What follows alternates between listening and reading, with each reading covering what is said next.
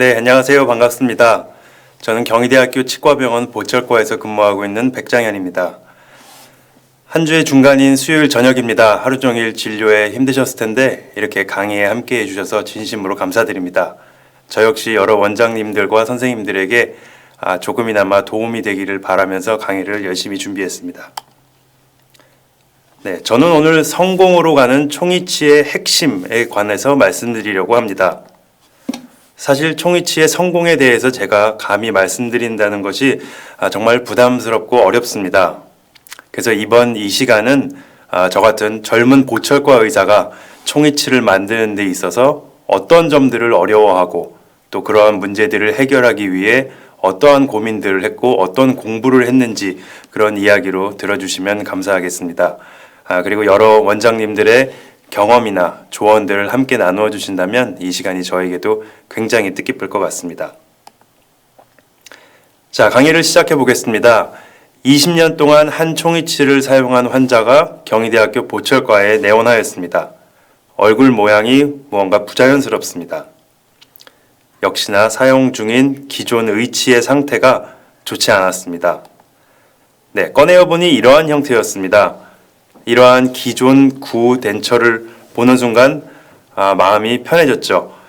이 의치보다는 제가 더 잘 만들 수 있겠다는 그런 자신감이 생겼습니다. 그래서 새로운 의치 제작을 바로 시작했습니다. 네, 제가 만들어드린 새 의치입니다. 환자분께서는 아주 만족하셨죠.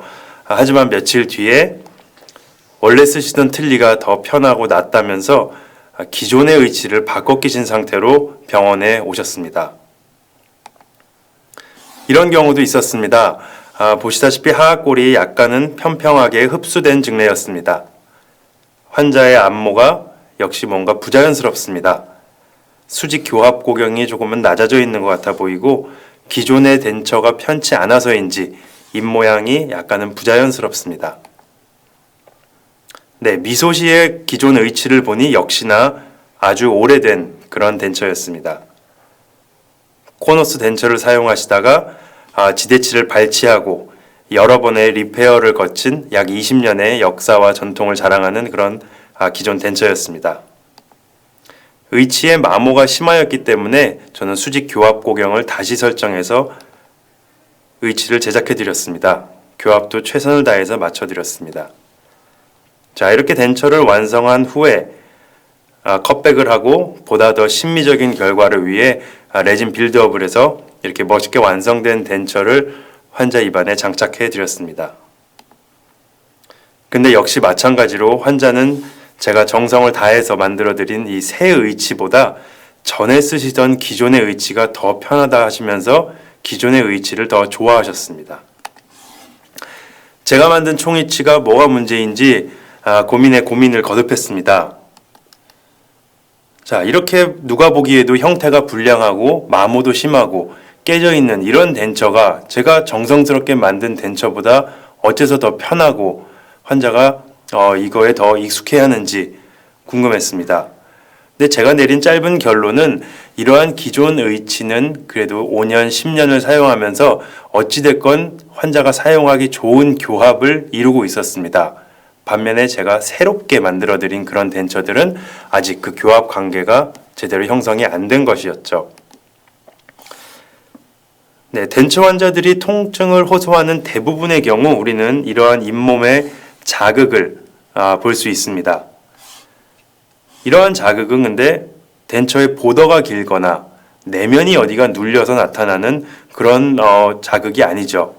이렇게 주위가 하얗게 되어 있는 이러한 소어 스팟의 경우에 대부분은 교합의 문제에서 오는 것입니다.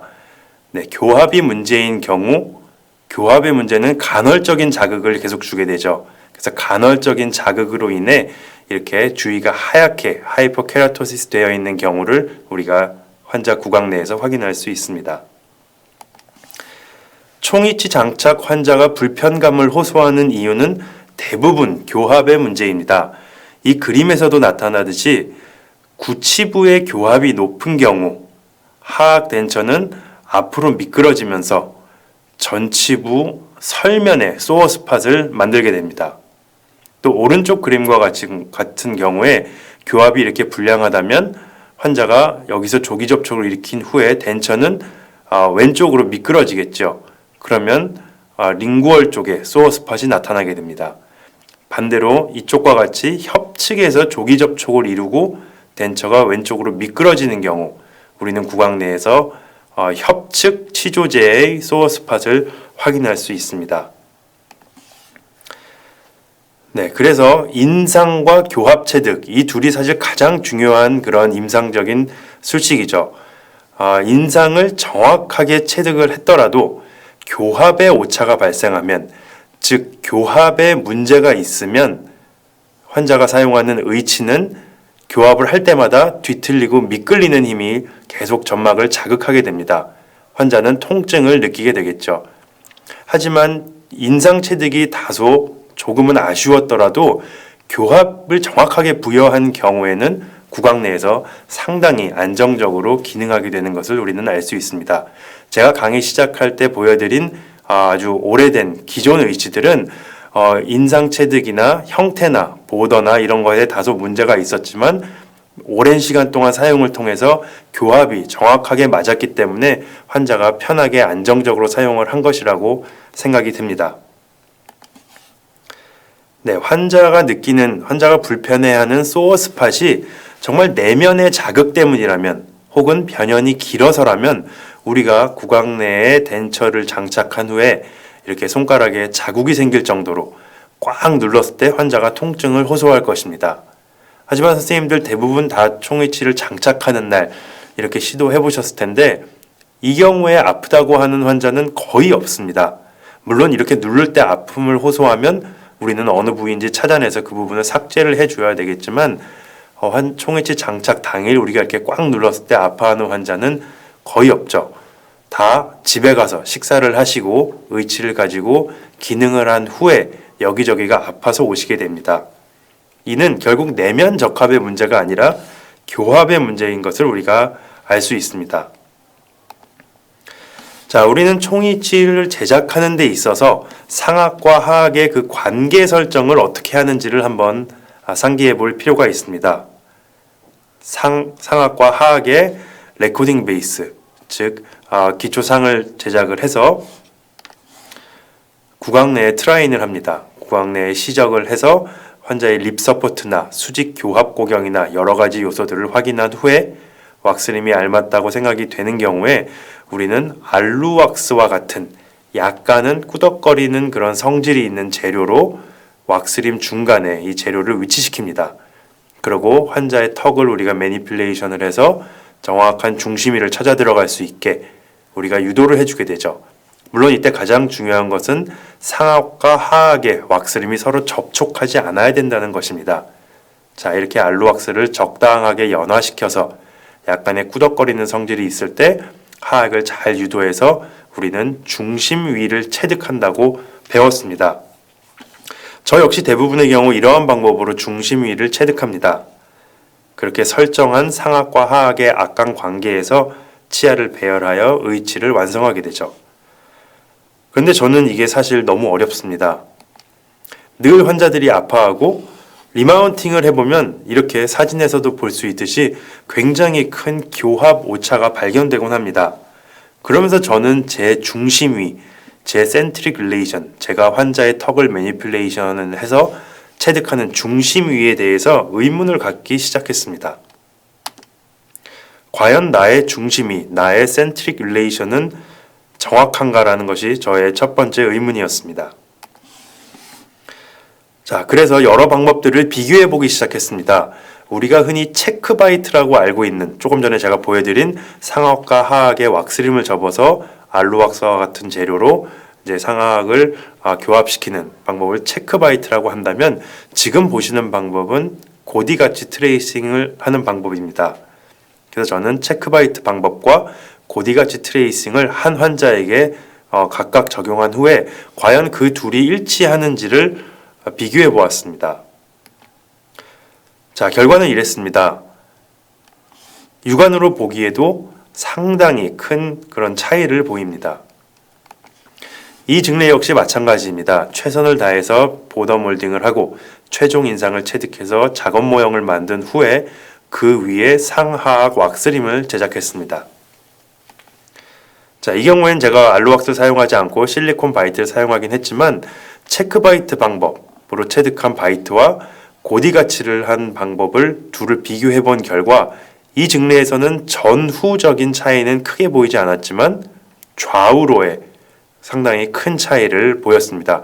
육안으로 보기에도 한 2에서 3mm의 오차가 보입니다.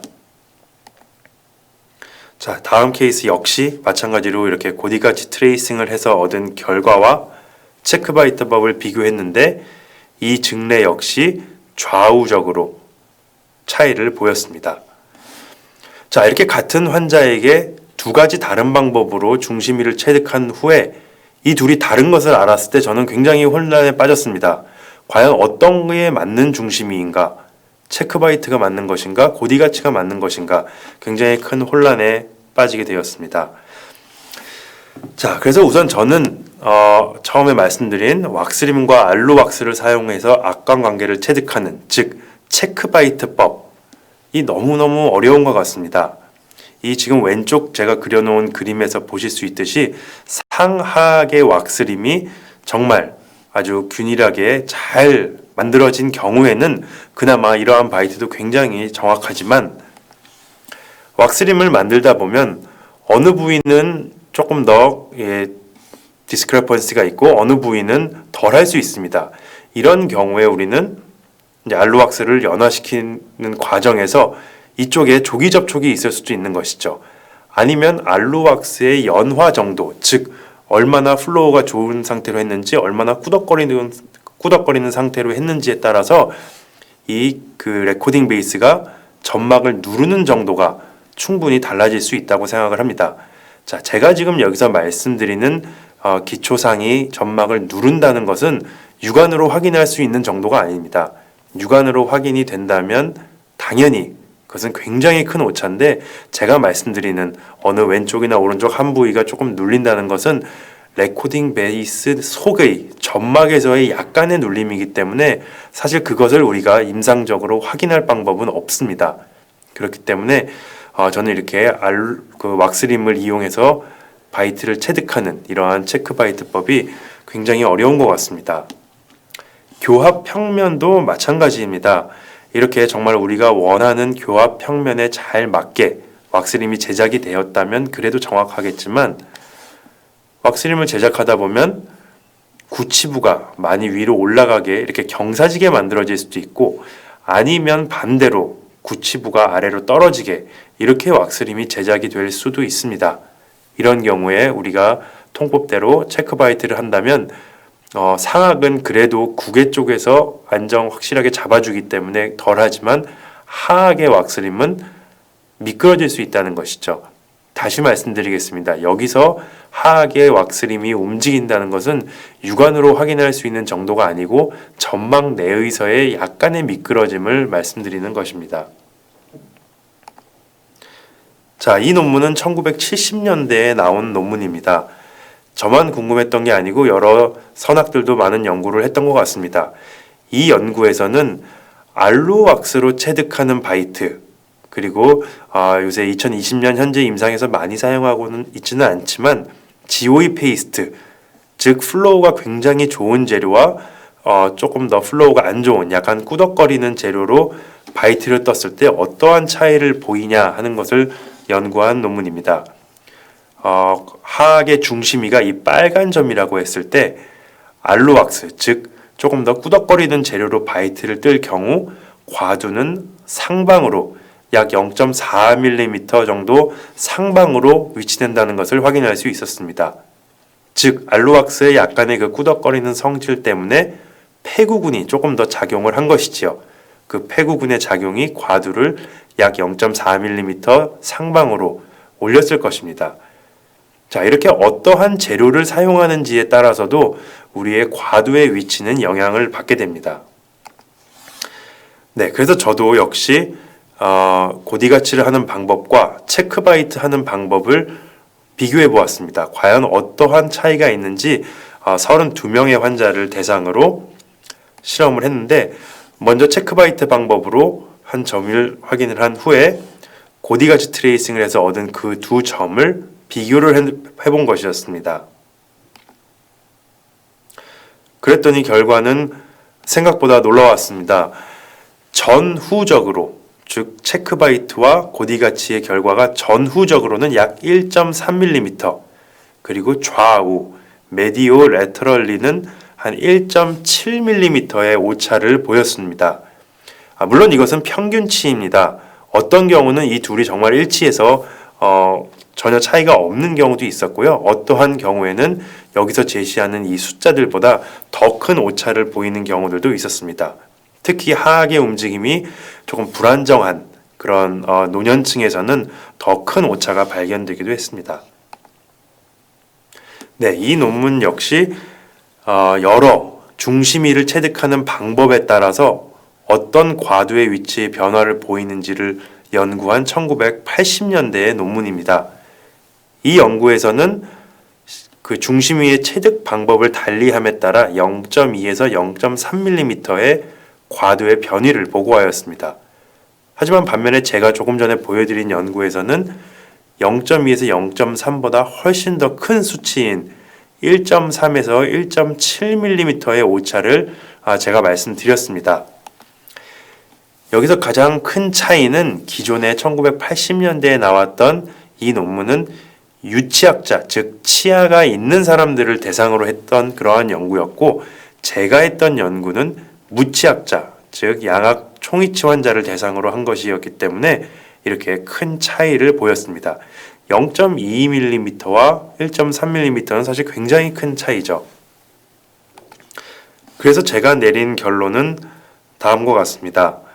확실히 무치약 환자의 악관 관계는 건강한 유치학자와는 다른 것 같습니다. 대부분의 무치약 환자들은 교합 이상을 가지고 있다고 생각하셔도 될 것 같습니다. 당연히 구치부를 상실했을 거고 국소위치를 사용하셨을 것입니다. 그리고 그 국소위치가 사용을 함에 따라 점점 안 좋아졌을 것이고 교합 관계도 굉장히 불안정해졌겠죠. 그러면서 무치약 환자들은, 즉 무치약 환자들의 악관절은 많은 변화를 겪었을 것입니다. 아마 유치학 시절부터 교합 이상을 가지고 있었을 확률이 높습니다. 교합의 이상이 없었다면 무치학이 되지도 않았겠죠. 자, 한번 해부학을 살펴보겠습니다. 과두는 하악와 뇌에 위치하는데, 이 위치에는 디스크, 근육, 그리고 인대 등이 관여합니다. 지금부터 보실 그림들은 이게 99년도에 발표된 논문에서 제가 발췌를 했는데, 그 논문의 화질이 너무 좋지 않았기 때문에 제가 그 해부학 카데바 사진을 조금 더 명확하게 다시 일러스트레이션을 한 것입니다. 소아의 과두, 소아의 악관절과 성인의 악관절을 비교한 그림입니다. 소아의 과두는 약간은 둥글둥글한 모양을 보실 수 있고, 성인의 과두는 조금 더 명확한 곡선과 평탄한 면을 복합적으로 가지고 있습니다. 소아의 과두가 오랜 시간 동안 리모델링이 되어서 이런 성인 과두의 형태로 바뀌게 된 것이죠. 자, 소아에서 성인, 그리고 무치약으로 변해갈수록 과두의 모양과 형태도 변하게 됩니다.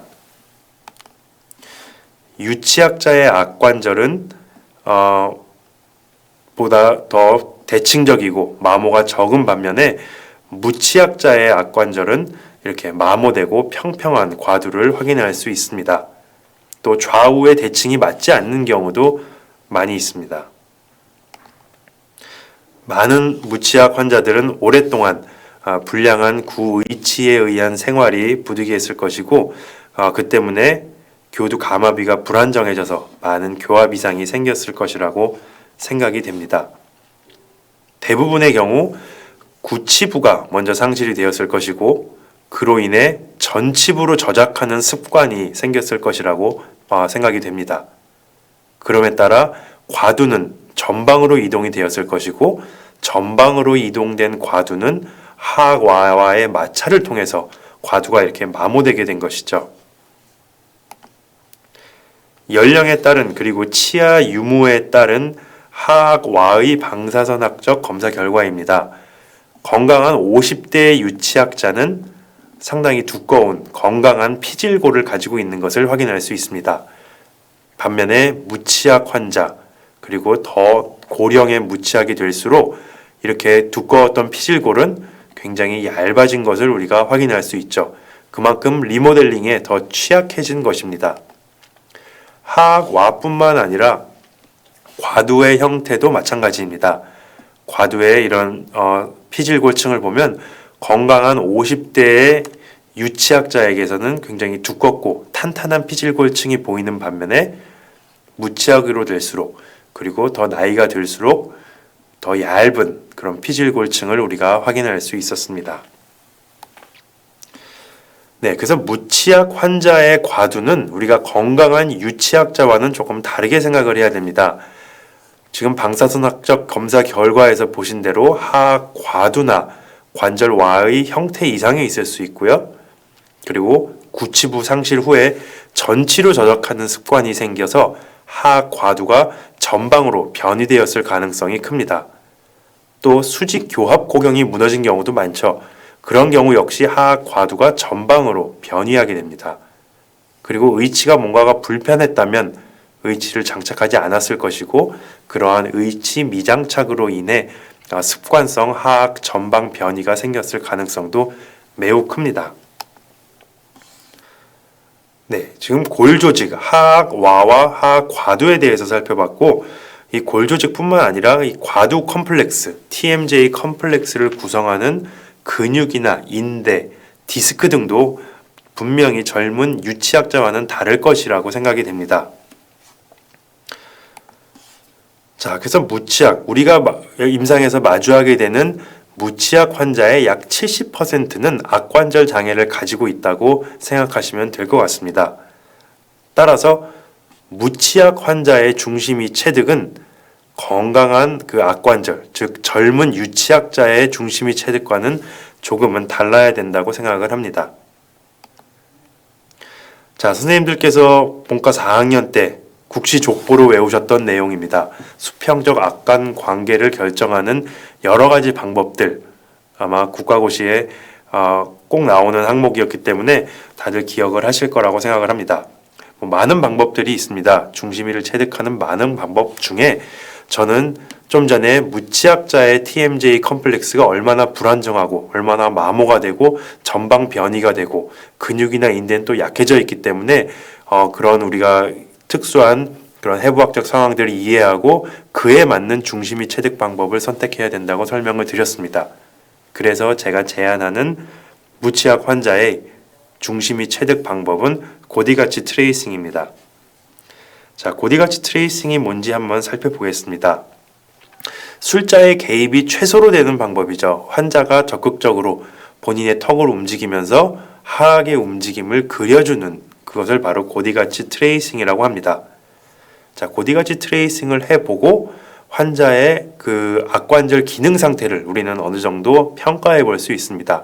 하악의 움직임이 원활한지, 중심이는 반복적인 위치에 제대로 들어가는지 등을 우리가 진단해 볼 수 있는 것이죠. 자, 그래서 이렇게 화살표가 그려지는 경우, 또 이렇게 화살표가 그려지는 경우는 사실 비교적 무난한 증례입니다. 크게 어려울 것이 없는 평이한 증례라고 볼 수 있죠. 이렇게 화살표의 꼭지점이 명확하게 그려지고 환자가 그쪽으로 반복해서 씹을 수 있다면 중심이 체득은 명확해집니다. 그래서 이렇게 화살표 꼭지점을 잡은 후에 바이트를 체득하고 저는 뒤에서 한번 확인을 합니다. 구강내에서 제거를 한 후에 뒤에서 확인을 해서 테리고맨디블라 라페 부위가 얼마나 서로 대칭을 이루는지를 확인하면 이 두 선이 비교적 대칭이라면 선생님들의 중심이 체득은 어느 정도 정확했다고 판단하시면 될 것 같습니다. 자, 이렇게 명확하게 화살표가 그려지고 그리고 환자가 그 부위로 반복해서 태핑을 할 수 있는 경우, 이런 증례는 굉장히 무난한 증례입니다. 자, 어떤 증례에서는 이렇게 화살표가 그려졌습니다. 약간은 찌그러진 그런 느낌인데 이런 경우는 대부분 환자가 한 10분 정도 계속 외래에서 연습을 하면 대부분 정상적인 화살표를 그릴 수 있습니다. 하지만 정상적인 화살표를 그리지 않는다고 해도 크게 문제될 것은 없습니다. 화살표의 꼭지점이 어느 정도 명확히 그려지고 환자가 반복해서 그곳으로 태핑을 할 수 있다면 그 위치 역시 정확한 중심이기 때문에 크게 고민할 것이 없습니다. 자, 실제 제 환자인데 이렇게 화살표가 그려졌습니다. 왼쪽으로는 잘 이동을 못하는 분이었죠. 오른쪽으로는 굉장히 원활하게 씹을 수 있는 그런 화살표를 보여주셨는데 역시나 구강내를 보면 이 13번 부위에 가장 발치를 마지막에 시행했기 때문에 환자는 이쪽으로 씹는 습관이 많았을 것입니다. 그렇기 때문에 아무래도 고디가치 트레이싱을 해보니까 우측으로의 이동은 굉장히 편안하게 잘 하셨고 왼쪽으로는 오랫동안 식사를 안 하셔서 움직임이 조금 어려우셨습니다. 하지만 이런 경우라도 에이펙스 포인트, 화살표의 꼭지점이 명확하고 태핑이 그곳에서 잘 이루어진다면 사실 크게 문제될 것은 없습니다. 다만 이런 경우들이 문제가 되죠. 화살표의 모양이 명확하지 않습니다. 화살표 같아 보이기는 하는데 어디를 에이펙스로 해야 될지, 또 태핑 포인트, 환자가 반복해서 딱딱딱딱 씹었을 때 찍히는 그 태핑 포인트 역시 명확치 않고 여기저기 사방에 찍히는 이런 증례들은 굉장히 어려운 증례입니다. 고디가치 트레이싱을 했는데 이렇게 화살표의 모양이 불명확하고 이렇게 화살표보다는 십자가의 모양으로 뭔가가 끊겨서 나타나거나 원활치 않은 경우 굉장히 어렵게 되는 것이죠. 자, 이러한 화살표들은 우리가 과연 어떻게 해석하고 중심위를 어느 포인트로 잡아줘야 되는지 우리는 고민하게 됩니다.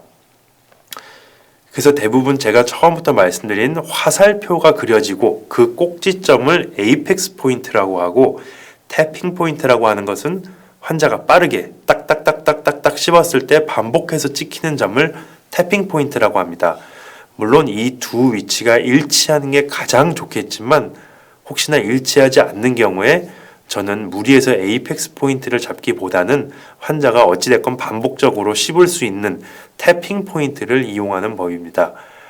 태핑 포인트는 글쎄 어떻게 보면 해부학적 중심이 우리가 모두 알다시피 과두가 하악 Y의 최전 상방에 위치해야 된다는 그 해부학적 중심이랑은 약간 벗어나 있을 수 있지만 환자가 그곳을 반복해서 씹을 수 있다는 것은 보다 더 생리적인 중심이라고 저는 생각을 합니다. 그렇기 때문에 자, 이렇게 불규칙한 화살표를 보이는데 태핑 포인트는 그래도 일정하게 찍힌다. 그러면은 저는 굳이 에이펙스를 찾아가려고 하지 않고 태핑 포인트를 이용하는 편입니다. 다만 이제 이 태핑 포인트도 매번 다르게 환자가 한 곳으로 태핑을 해주지 못하고 여러 곳으로 산란하는 그런 포인트를 보이는 경우에는 어쩔 수 없이 이렇게 치료 의치, 우리가 이제 트리트먼트 덴처라고도 하는 이런 치료 의치를 사용해야 됩니다. 우리가 유치학자의 TMD를 치료할 때 스플린트를 쓰는 것과 마찬가지죠. 무치학자는 물론 덴처가 점막 위에서 불안정하기 때문에 유치학 TMD 환자의 스플린트만큼 좋은 효과를 얻기는 어렵지만 그래도 이런 식으로 치료 의치를 통해서 우리가 하악의 그 중심위를 좀 더 안정적인 위치로 잡아주는 노력이 필요합니다. 제가 이렇게 치료 의치에 대해서 말씀을 드렸지만 사실 개원과 현실에서 이게 쉽지 않은 것은 저도 너무나 잘 알고 있습니다. 네, 그래서 저는 보통 이렇게 에이펙스 포인트와 태핑 포인트가 일치하지 않고 불안정한 경우에는 차라리 치료 의치보다는 무교두 치아를 써서 측방력을 줄여주는 방법을 또 사용하고 있습니다. 네, 요새는 다 이런 디지털 기공이 많이 발전을 했기 때문에 예전처럼 고디가치를 사서 나의 왁스림에 그것을 장착하는 방법도 물론 아직까지 많이 사용하지만 기공소에 의뢰해서 이렇게 커스터마이즈드 고디가치를 만들어서 쓰시는 선생님들도 많이 계십니다. 저 역시도 이렇게 많이 사용하고 있습니다. 그럼 정말 내가 원하는 위치, 원하는 각도대로 핀을 만들 수가 있고 혀가 조금 비대한 환자라면 이 고디가치 플레이트를 조금 앞으로 단다든지 그런 식의 약간 변화를 줄 수 있기 때문에 이렇게 이러한 그 디지털 기공을 많이 하는 기공소에 보내신다면은 충분히 선생님들이 원하시는 그 형태와 각도대로 레코딩 베이스 그 고디 가치가 달려 있는 레코딩 베이스를 받아보실 수 있을 것입니다. 자, 이렇게 완성이 되는 것이죠. 자, 다시 한번 정리를 해보겠습니다. 무치약 환자의 악관절은 젊은 건강한 유치약자와는 조금 다르게 생각해야 된다. 그 이유는 과두가 마모되었을 가능성이 굉장히 높고 관절와 역시 마모가 되었거나 형태가 조금 변형이 되어 있을 가능성이 큽니다. 또 과두는 약간 전방으로 변이 되어 있을 확률도 굉장히 높고요. 무엇보다 중요한 것은 그 TMJ 복합체를 구성하고 있는 인대와 근육의 이런 변화들 때문에 중심위가 약간은 불안정한 경우들이 굉장히 많습니다. 그래서 아까 말씀드린 대로 과두가 하악와의 최전상방에 위치하는 그런 이상적인 그런 해부학적 중심위를 찾아주는 것보다는 그냥 환자가 편하게 반복적으로 씹을 수 있다면 그렇게 생리적인 중심위를 치료위로 활용하는 것도 충분히 괜찮다고 생각을 합니다. 자, 이제 실제 임상 케이스 2개를 보면서 오늘 강의를 마무리해 보겠습니다. 자, 첫 번째 무치약 환자입니다. 보기에 치조제가 그렇게 나빠 보이지는 않습니다. 자, 정성을 다해서 이제 인상을 체득하고 고디가치 트레이싱을 해서 환자의 에이펙스 포인트와 태핑 포인트를 잡은 후에 바이트 체득과 인상 체득을 같은 날 다 이렇게 진행을 했습니다. 자, 정확히 제가 원했던 위치에 중심위를 찾게 되었고 그 위치에 인공치를 배열해서 교합 접촉을 적절하게 부여해 주었습니다. 자, 환자 입안에 왁스 덴처를 장착을 하고 덴처를 완성했습니다. 자, 랩 리마운팅을 통해서 교합 조정을 어느 정도 한 후에 환자 입안에 장착을 했죠. 네, 장착 당일의 모습입니다. 교합이 좋아 보이는 것 같지만 사실 약간의 디스크레펀시가 있는 게 여기 프레넌 부위에서의 미세한 움직임을 통해서 확인할 수 있습니다. 저는 사실 거의 대부분의 경우에 클리니컬 리마운팅을 시행을 합니다. 이렇게 큐어링에서 생긴 약간의 교합 오차 등을 다시 한번 점검을 하기 위해 클리니컬 리마운팅을 늘 시행을 합니다. 자, 클리니컬 리마운팅이라 하면 원장님들 대부분 학생 때부터 배웠던 이런 장면을 아마 상상하실 것 같습니다. 완성된 상악과 하악 총위치에 리마운트 캐스트를 만들어서 준비를 해놓고 환자가 외래에 온다면 이제 상악 의치를 낀 상태에서 알로왁스와 같은 재료로 다시 한번 중심위를 체득하고 교합 조정을 한다. 이렇게 알고 계실 텐데 사실 이렇게 최종 클리니컬 리마운팅을 하는 날 알로왁스로 중심위를 체득한다면 우리가 정성스럽게 전에 해왔던 고디 가치의 결과가 다 조금씩은 무시되는 그런 과정이라고 생각을 합니다.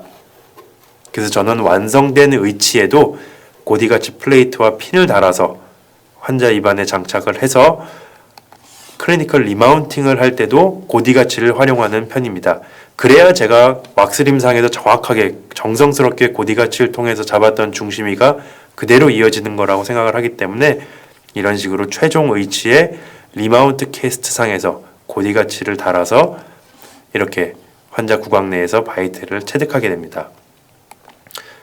네, 이 경우에는 조금 더 이제 심미적인 결과를 위해서 약간 검 레진을 올려드린 증례입니다. 자, 이렇게 환자에게 클리니컬 리마운팅 후에 총위치를 완성하여 제작해 드렸습니다. 자, 마지막으로 보여드릴 증례입니다. 크게 어려워 보이지 않지만 글쎄 파노라마 상에서 TMJ를 평가하는 게 물론 아주 정확치는 않겠지만 우측 과두의 마모를 약간은 확인할 수 있었습니다. 자, 구강 내의 사진입니다. 약간의 흡수가 있긴 하지만 아주 어려운 케이스라고 생각되지는 않습니다. 환자의 안모 사진이고 여기까지도 크게 문제가 없어 보이는데 환자가 미소 짓는 사진을 찍었더니 이런 모양이었습니다. 우측에 안면 마비가 있었던 환자였죠. 즉 좌측은 표정이 잘 지어지는 반면에 우측에는 마비가 있어서 제대로 표정이 지어지거나 하악을 움직이지 못했습니다. 자, 실제로 고디 가치를 처음 시행한 모습입니다. 태핑 포인트도 일정하지 않고 하악의 움직임도 이쪽으로는 잘 못 가는 것을 보실 수 있죠. 왼쪽으로는 잘 가지만 우측 안면 마비 때문에 우측으로는 잘 이동을 못하고 계십니다. 고디가치의 결과가 이랬습니다. 화살표 같아 보이는 그런 도형이 두 개가 그려졌는데 어디를 제가 선택해야 될지 굉장히 난감했습니다. 물론 정확하게 이제 치료 의치를 사용해서 우리가 원하는 중심위를 잡아준다면 가장 좋겠지만 환자의 거동도 불편하고 보험 덴처 환자였기도 하고 이런저런 사정상 치료 의치를 하는 것이 어려웠습니다. 자, 그래서 저는 환자가 우측에 마비가 있다는 것을 참고해서 우측으로는 잘 이동을 못할 것이라고 예상을 했고 좌측으로의 이동은 보다 편하게 해주기 위해서 이 두 화살표 중에 왼쪽 화살표의 꼭지점을 치료 위치로 정했습니다. 물론 이거는 해부학적 중심이랑은 다소 차이를 보일 수도 있습니다. 하지만 환자가 이러한 특정한 안면 마비가 있었기 때문에 보다 더 생리적인 그런 중심위를 찾아주는 그런 저의 고민이었습니다. 자, 그렇게 잡은 중심위에서 치아를 배열하고 네, 이렇게 완성을 했습니다. 보시다시피 약간은 좌측으로 틀어진 그런 배열이었기 때문에 소구치를 하나 뺐습니다. 이쪽에 여기는 소구치가 2개고 30번대엔 소구치가 하나만 들어가 있는 것을 확인하실 수 있습니다. 자, 이렇게 덴처를 완성해 드렸습니다. 덴처를 완성하고 마찬가지로 클리니컬 리마운팅을 위해서 리마운트 캐스트를 제작하고 그 위에 고디가치 트레이싱을 한 번 더 계획합니다. 자, 이렇게 완성된 덴처에다가 고디가치 트레이서를 장착한 모습이고 이때 중요한 것은 그 고디가치 핀을 약간은 높여서 교두 간의 간섭이 없게, 즉 환자가 고디가치 움직임을 해줄 때 교합 간섭이 없어야 된다는 것이 가장 중요합니다. 자, 환자가 구강 내에서 네, 고디가치를 트레이싱하는 모습입니다. 여전히 이쪽으로의 움직임은 조금 불안하지만 이제 뭐 저와의 관계가 오랫동안 조금 형성이 돼서 그런지 환자분이 이제 치과도 조금 편하게 생각하시는 것 같고 트레이싱도 굉장히 잘 협조해 주셨습니다. 그 결과 아까의 불규칙적인 2개의 화살표에서 조금 더 명확한 화살표가 그려졌습니다. 자, 이렇게 완성한 최종 의치의 모습입니다. 보시다시피 약간은 틀어져 있지만 이 환자의 생리적인 편안함을 위해서는 약간 이렇게 틀어진 생리학적 하악위가 치료위로 좋다고 판단을 했습니다. 네, 이렇게 해서 완성한 최종 의치의 모습입니다.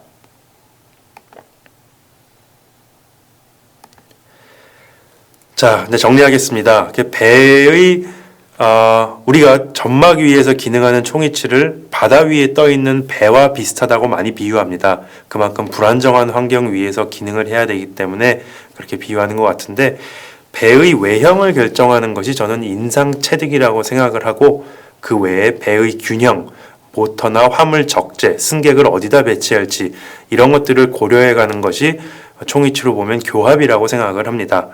그래서 배의 외형도 물론 중요하지만 바다 위에서 정말 안전하게 항해하기 위해서는 내부 설계, 즉 힘의 균형을 어떻게 맞추는 그런 설계가 더 중요하지 않나 생각을 해봅니다.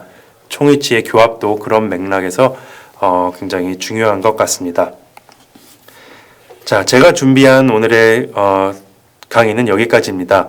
혹시 궁금한 게 있는 선생님들께서는 조금 자유롭게 편하게 질문을 해주시면 제가 아는 범위 내에서 성심성의껏 답변해 드리겠습니다.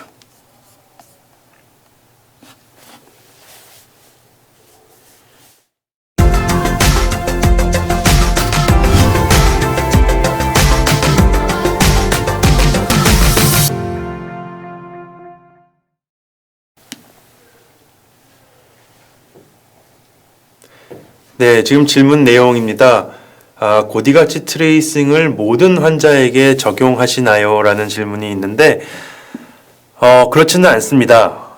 제가 고디가치 트레이싱을 할지 아니면 그냥 간단하게 체크바이트로 할지를 결정하는 기준은 과연 이 환자의 그 하악의 움직임, 그 제가 유도했을 때 유도가 매번 똑같은 위치에 잘 되는지 안 되는지로 결정을 합니다.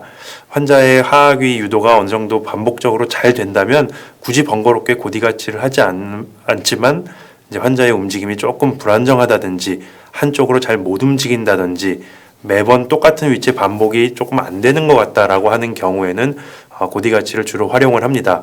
글쎄 저는 한 60% 정도는 그냥 보통의 체크바이트 방법을 사용하는 것 같고 한 40%, 한 3, 40%에서 고디 가치를 주로 활용하는 것 같습니다.